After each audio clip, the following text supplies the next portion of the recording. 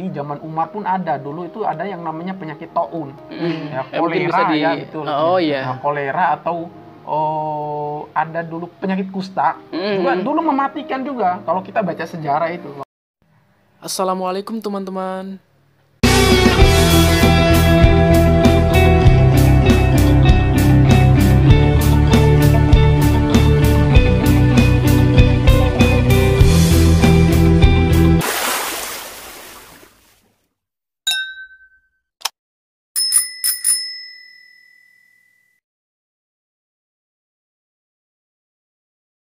Oke teman-teman, kembali lagi ke segmen ngobrol bareng Dead Twins. Kemarin kita lebih banyak membahas masalah virus ya. Teman-teman sudah udah bosan lah. Sekarang kita akan lebih ngobrol santai lagi terkait dengan lebih ke pengalaman kali ya. Pengalaman dan apa sih yang membuat kita itu harus merantau, pendidikan segala macam gitu. Kenapa sih? Oke, mungkin kita mulai dari pertanyaan kali atau ya. mungkin teman-teman yang takut merantau nih, mungkin ada tips dari Bang Ikhlas. Ini kenapa sih harus merantau? Kenapa? Oke, sebelum ke sana kita mau mau tanya dulu. Abang Ikhlas asli Bima kan? Iya, udah dibahas kita juga kemarin ya. Nah, boleh tahu Bimanya mana?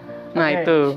Penasaran kan? Saya Bimanya itu di kabupaten di kecamatan Palibelo. Oh, Palibelo. Oh. Ini ada kebanggaan tersendiri nih bagi saya. Nah. Karena kecamatan saya itu ada bandaranya. Masya Allah, alhamdulillah ya.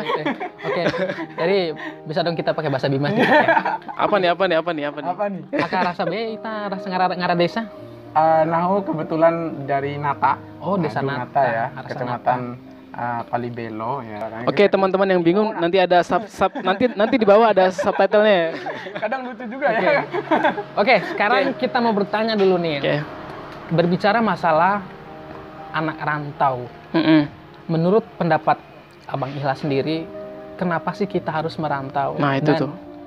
Apa sih perbedaan antara kita yang merantau dan tidak merantau? Oke lah, kita tidak bermaksud membanding-bandingkan. Cuman kita ingin tahu bagaimana sih perbedaannya dari segi pengalaman, dari segi kualitas keilmuan. Ya mungkin semua orang pasti dimanapun mereka belajar, pasti punya entah di kampung sendiri ataupun di tempat orang, pasti punya ilmu yang sama. Cuman mungkin pengalaman yang membedakan. Pengalaman dari Bang Ikhlas. Dari menurut pendapat Bang Ikhlas sendiri nih, apa sih dirasain kayak buat gimana? kita tuh harus merantau dan kenapa kita harus merantau? Betul.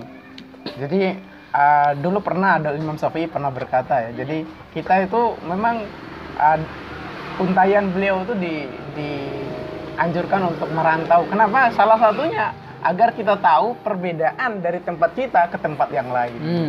Jadi memang ada juga sih untayan, bukan berarti kita memuluskan keinginan Anda untuk merantau ya. Betul. Jadi memang banyak perbedaan lah gitu ya. Karena apalagi kebetulan saya pernah merantau di beberapa daerah, jadi saya belajar beberapa karakter orang gitu ya. Jadi ngerti apa sih perbedaannya karakternya kita orang Bima dengan orang Makassar, orang Bima Makassar maupun orang Kalimantan, perbedaannya dengan orang Jawa Timur, orang Jakarta maupun terakhir orang Jogja. Jadi kan kita tahu, ya kan orang-orang bijak kan sering bilang tuh. Kalau pengalaman itu kan sebenarnya guru yang paling tertinggi ya. Betul sekali. Makin lebih banyak kita kenal orang, tahu daerah orang, itu kan makin banyak tuh ilmu-ilmu yang kita tahu. Nah, salah satu kelebihan dari kita merantau ya di situ teman-teman. Kita bisa tahu karakter daerah orang, kita bisa belajar tentang sisi kehidupan daerah tersebut, budayanya gitu ya. Betul, saya sangat setuju. Kita bisa tahu karakter orang di situ karena kalau di daerah kita, misalkan karakternya ini belum tentu di sini itu sama gitu kan ya. Jadi salah satu kelebihannya kita merantau ya di situlah. Jadi kita bisa banyak tahu, bisa dapat banyak ilmu. Gitu. Selain itu juga ini ya, menurut pendapat saya, Bang Ikhlas, kalau merantau itu kita bisa memperbaiki karakter. Mungkin yang tadinya, oke lah, mohon maaf nih, tidak ada maksud apa. Kita orang Timur kan dikenal orang kan kalau berbicara itu nadanya kayak kasar, keras gitu. Padahal itu bukan kasar atau karena memang di sana itu letak geografis daerahnya itu yang membuat kita berbicara itu seolah-olah kita itu seperti marah-marah dan lain sebagainya. Nah, salah satu manfaat dari merantau yang saya pribadi merasakannya bersama dengan saudara saya, merantau itu membuat perubahan karakter. Pertama dari segi berbicara. Ketika mungkin tadi di sana kita berbicaranya teriak-teriak kalau kata orang ya, padahal itu nggak teriak-teriak ya. Nah, ketika kita datang merantau, jadi kita jadi lebih, kalau bahasa orang sini itu lebih kalem. Nah, betul. Gitu. Kan kita tuh harus pandai membawa diri dimanapun kita berada. apapun asal kita, dari manapun asal kita, tapi kalau kita sudah merantau, kita harus, kalau ada kata apa itu, di mana bumi dipijak, di situ langit dijunjung, benar nggak? Dijunjung. Nah, itu yang harus kita terapkan kalau kita merantau. Kita tidak boleh memaksakan diri, aku orang timur, aku orang ini, aku orang dari sini. Jadi bebas dong kita mau menampilkan identitas kita di sini. Bukan begitu maksudnya. Karena kita tuh harus tahu di mana kita berada biar kita bisa diterima sama siapapun ya, Bang ya. Kira-kira seperti itu dari saya. Jadi memang umumnya umum kita ya, kalau kita orang timur itu kan sering dikatakan orang ini kasar banget sih gitu ya. Padahal enggak. Padahal sebenarnya itu karena itu karakter bicara saja Iya. sih teman-teman. Kalau teman-teman lihat kan ya orang Batak, cara ngomongnya kan agak Iya. kencang gitu ya. Begitupun kami orang timur, tapi saya pernah bilang ya, suatu ketika saya pernah bilang sama teman saya itu, sebenarnya hati kami itu selembut salju. Sebenarnya hati kami tuh selembut salju. Sih, mantap tuh. Betul. Meskipun cara ngomong kami memang sebesar toa gitu. Jadi gitu.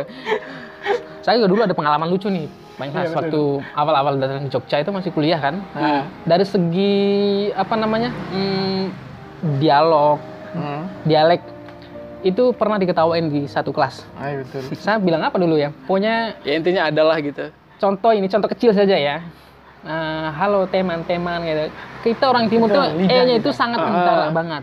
Nah, kita mempelajari, bukan malah kita menjudge orang, wah ternyata orang sini jahat, suka membuli. Bukan. Di sini kita belajar. Kalau kita harus bisa membedakan mana makian dan mana kritikan yang dapat membangun gitu kan. Ketika orang terkesan membuli kita, itu sebenarnya bukan, jangan dianggap membuli. Oh, ternyata di Jadikan sini pelajaran saya harus aja sih. begini. Di sini saya harus belajar.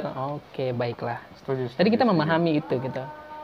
Oke, Saya setuju itu, betul ya. betul sekali. Oke, mungkin kita agak jeda bentar ya, karena lagi azan ya teman-teman ya. Karena kita juga harus menghargai azan. Oke, sip. A few moments later.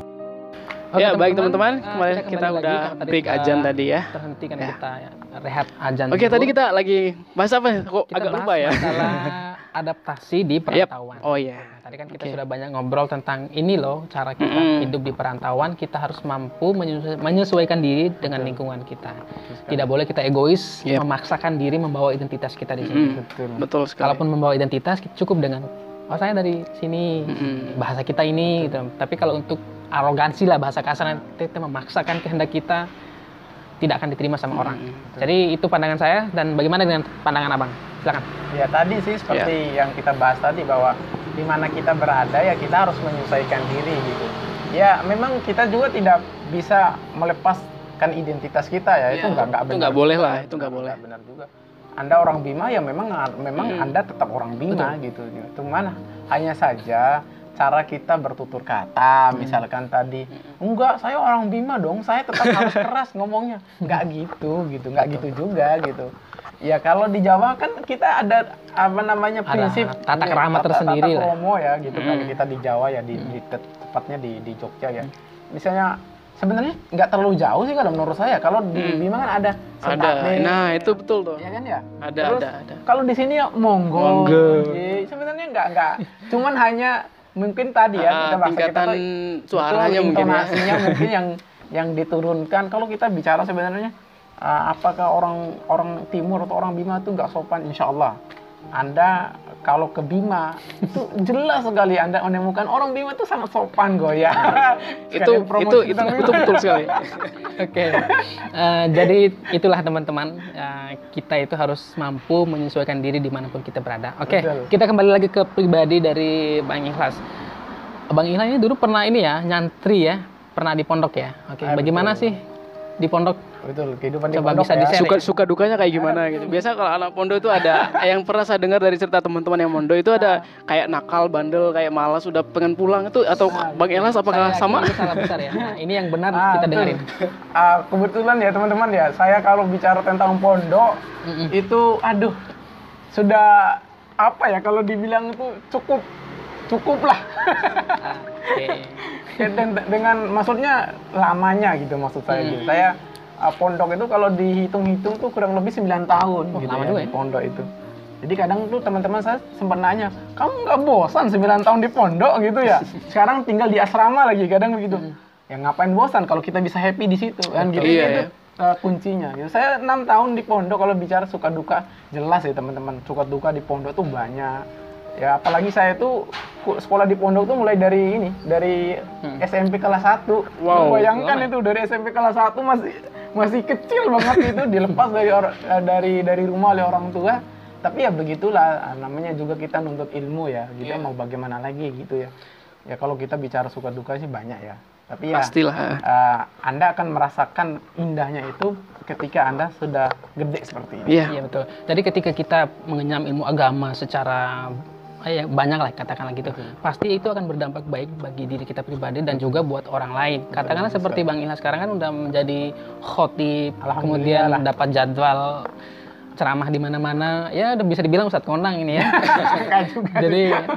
Jadi sebenarnya kami di sini tuh merasa ciut banget gitu. Ciut, Kita masih belum bukan apa-apa. gitu. Oke lah, mungkin kita bisa sedikit-sedikit lah kalau masalah ngaji, masalah baca Quran, tapi tidak sehebat beliau gitu. Beliau memang udah secara tajwid, tahsin, ngaji semuanya. itu udah oke. Kami sudah mendengarkan sendiri ya. Jadi kami tahu apa yang kami bicarakan bukan memuji berlebihan, tapi kami hanya jujur saja. Jadi kalau Bukan promosi ya itu ya. jadi kalau Teman-teman di teman-teman yang Jogja, ada di Jogja teman-teman bisa Jogja. kalau mau belajar qiraah atau ngaji bisa lah gitu. Bisa menghubungi kami dan nanti kami akan menghubungkan ke beliau gitu. Sip. Bagi yang mau belajar Al-Quran lebih dalam. Oh ya, mungkin ada Instagramnya nih. Iya, saya punya Instagram. Nah, kita tulis di bawah ya. Oke, inilah Instagramnya ini ya teman-teman ya. Barak El Bimawi gitu. Oh ya, jadi ada bimanya teman-teman. Ada kunianya lah sebenarnya. Itu nama kunia saya sendiri. Oke, sip. Jadi obrolan kita ini alhamdulillah bisa kita ambil manfaat dan semoga teman-teman Pasti. yang nonton juga bisa mendapatkan manfaat. Mungkin ini terakhir nih Bang Ikhlas, pesan-pesan buat teman-teman semua ya, tidak harus hanya untuk teman-teman follower dari Dead Wins, bisa untuk universal semua orang. Indonesia lah. Pesan baik dari segi agama, segi sosial, segi apapun. Silakan. Betul.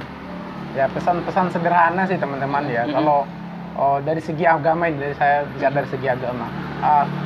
Kalau kita bicara hidup itu kan sederhana sih menurut saya. Cuman melakukannya itu yang berat. Gitu. Iya. Hidup itu kan seperti yang Allah sebutkan dalam Al-Quran itu, wa ma khalaqtul jinna wal insan illa liya'budun gitu ya. Yep. Kita tidaklah aku ciptakan jin dan manusia itu kan adalah untuk beribadah. Ya apa namanya, usaha kita, karya kita juga ini kan kita niatkan untuk ibadah gitu ya. Langkah kaki kita, apapun yang kita lakukan itu kita niatkan untuk Ibadah mencari ridho Tuhan gitu ya, menjadi ridho Allah gitu ya. Jadi niatkan semuanya itu adalah untuk ibadah, supaya karena memang tujuan hidup kita itu apa sih, kita nggak terlalu lama kan di dunia ya. Bersifat Kita kan sementara lah. Betul.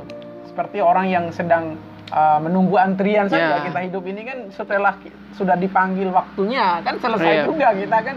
Jadi ya seperti teman-teman Dead Wins ini, kita buatkan karya, semoga nanti kalaupun kita nggak ada gitu ya, Jadi orang bisa dikenang sama betul, orang ya. gitu. Amal jariah. Amal jariah buat Amin. Dead Wins. Dan nasihat saya di saat sekarang ini ya, pandemi ini ya, kita tetap jaga diri, sayangi diri kita, sayangi keluarga kita.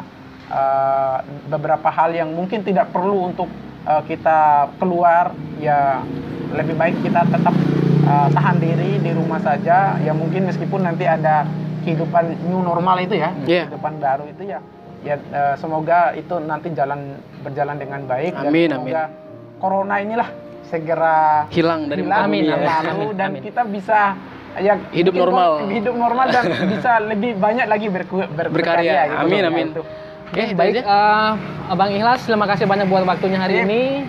Maaf apabila kita punya salah-salah kata atau Kami salah mohon penyampaian, maaf. kami mohon maaf. Mudah-mudahan next time kita bisa Kolaborasi bertatap lagi, muka lagi bisa dengan teman-teman sharing-sharing semua. lagi. Mungkin ada hal-hal yang menarik lagi yang bisa kita bahas Sip, di oke, next oke. video ya. Thank you buat teman-teman yang sudah selalu setia memantau channel kami. Jangan lupa di subscribe, tapi kami tidak memaksa untuk subscribe. Kalau teman-teman nyaman dan tertarik dengan konten kami, monggo di subscribe. Oke. Oke, assalamualaikum warahmatullahi wabarakatuh. Waalaikumsalam. Terima kasih.